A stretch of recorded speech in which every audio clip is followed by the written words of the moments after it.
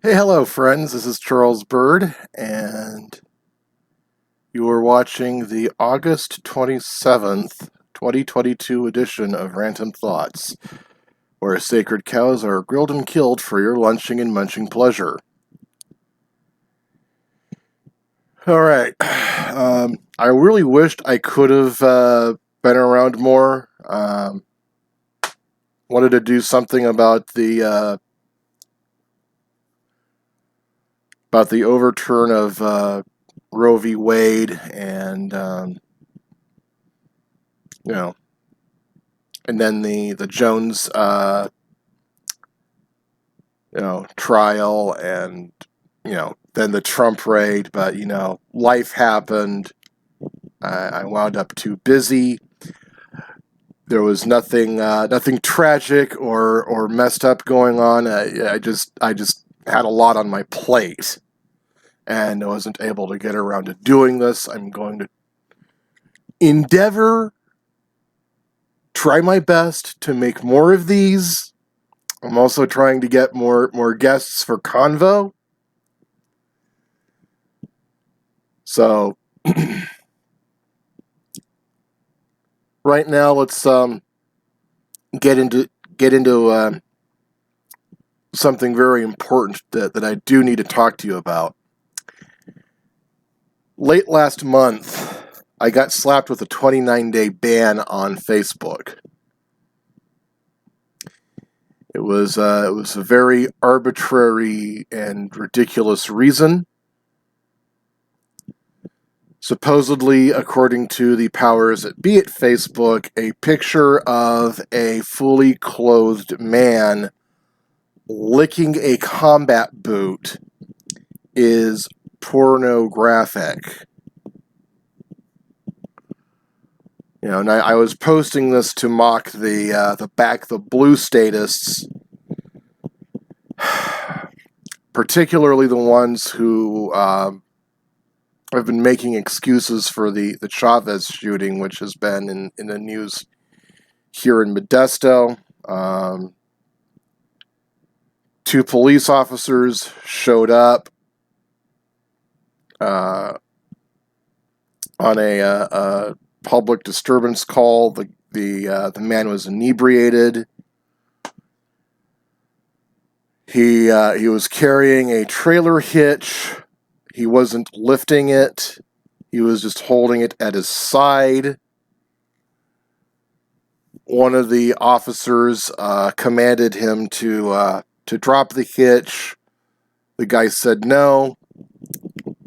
Trailer hitch still at his side. He wasn't raising it.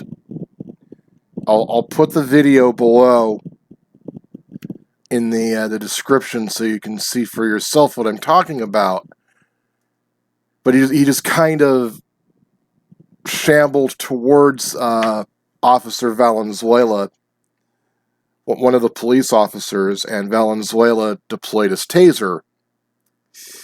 The second officer on the scene, Officer Sam Muncie, pulled out his service revolver and put 3 bullets in him, and he died. Paul Chavez died. And this was an unjust shooting. Muncie could have deployed his own taser. He could have waited for backup to show up, and backup was already on the scene like minutes right after Chavez went down. So there were 3 investigations into it. Police, Department of Justice, State DA. I'm worried that the local paper, they're just going to get bored with the story and stop covering it at some point. And with no one paying attention, Muncie will just get cleared and he'll be back on the job. And that should not be allowed to happen. He should be charged with manslaughter. Now, back to the 29-day ban, right? There were things I wanted and needed to be able to do on Facebook as, you know, chair of the Libertarian Party of Stanislaus County. There were events that occurred this month that didn't get a lot of attendance because I wasn't able to promote it on Facebook, which is where literally everybody is at. And I was unable to keep the Facebook page active because I'm the only admin there.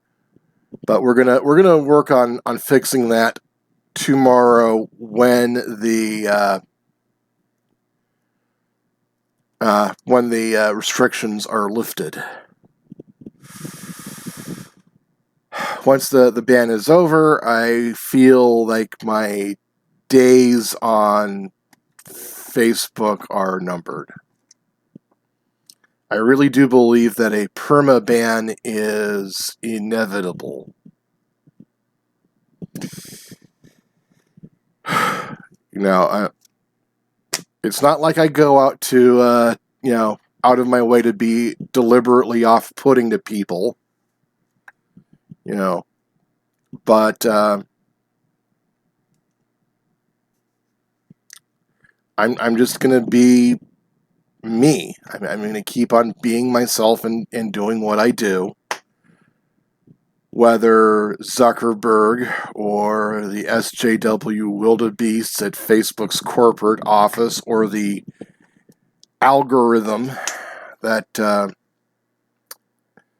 decides what is offensive or not, likes it or not. And because of this, I really do believe that a permanent ban from Facebook is inevitable. That it will eventually happen. The worst part of it, of course, is that I am on alternative platforms, but I can't get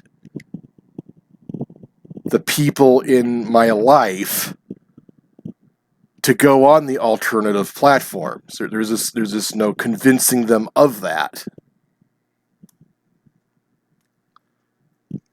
But in anticipation, in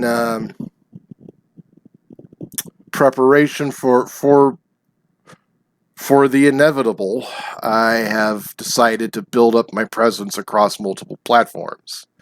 Now, I'm already very active on MeWe, which has all the old features of the original Facebook. It's very user-friendly. Lots of interaction, lots of engagement. I enjoy using it. Minds, when I first tried it about a year and a half ago, I found it to be kind of boring because there just weren't very many people there back then. Today there are a lot more people, there's more interaction, more engagement. Lots of creative types over there. Artists, filmmakers, musicians. So I've been having some fun with that. Getter, tried that a few months ago. Kind of put it down and walked away from it because it was just becoming a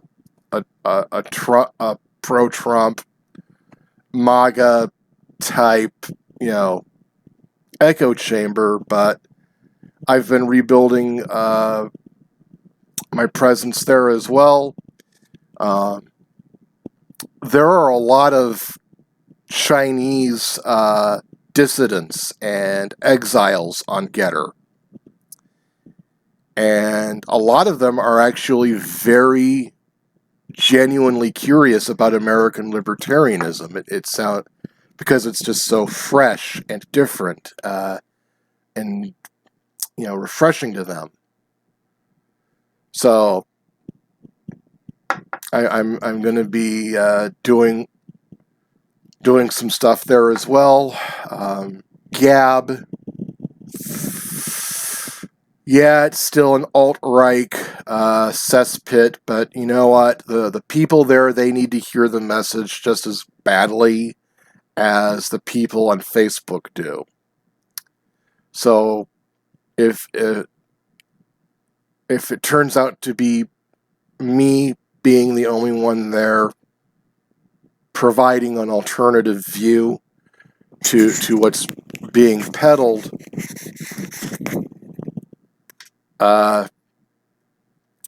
to the troubled young men who like to frequent that site, so be it.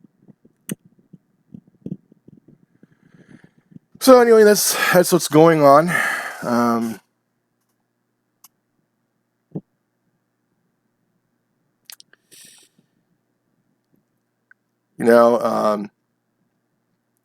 Still very active on Twitter. Not sure how long that will last. They've been cracking down pretty hard on dissident voices lately. Libertarians, anti-war activists, vaccine skeptics, people who push back against political correctness. But I'm gonna stay active on there for as long as I can. Okay. Onto another less serious topic. Pizza. Now, there is a debate raging across social media about what belongs on pizza. Particularly the pineapple controversy. Now, I don't hate pineapple pizza if they're, or Hawaiian pizza, though I think pineapple goes much better in fruit salads, fruit cocktails than on pizza. I mean, if there is nothing around and I don't have any options, yeah, I'll eat it. But we live in a capitalist society, and moreover, a civilized society. And we civilized people, we like anchovies on our pizza. Yep, that's what I prefer.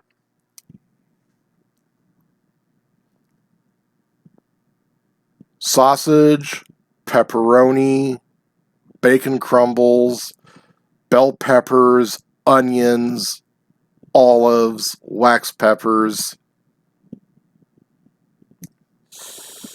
lots of cheese, lots of sauce, a supreme combo dish topped with anchovies. Because the salt that's on the fish, the sea salt, what that does is it enhances the flavor of everything else on the pie. So when you're eating an anchovy pizza, you're not just consuming it, you're experiencing it.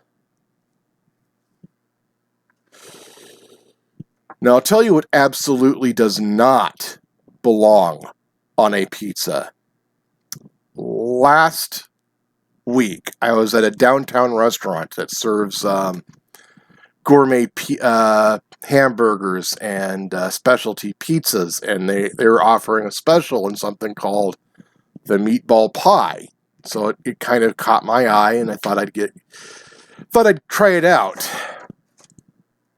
What they served me was a pizza about this big,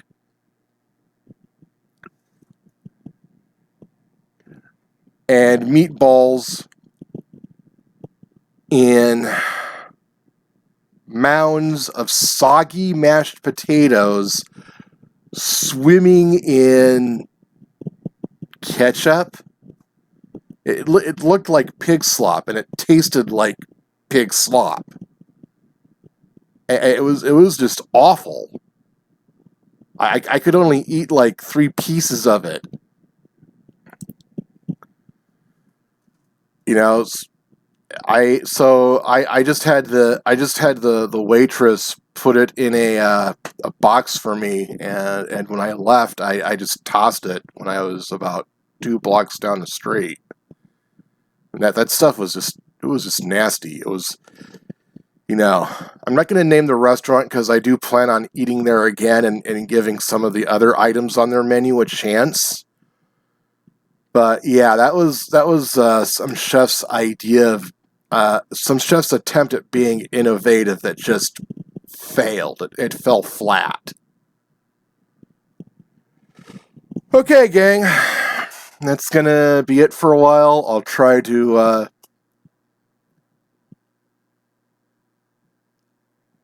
do another episode within the next 2 weeks.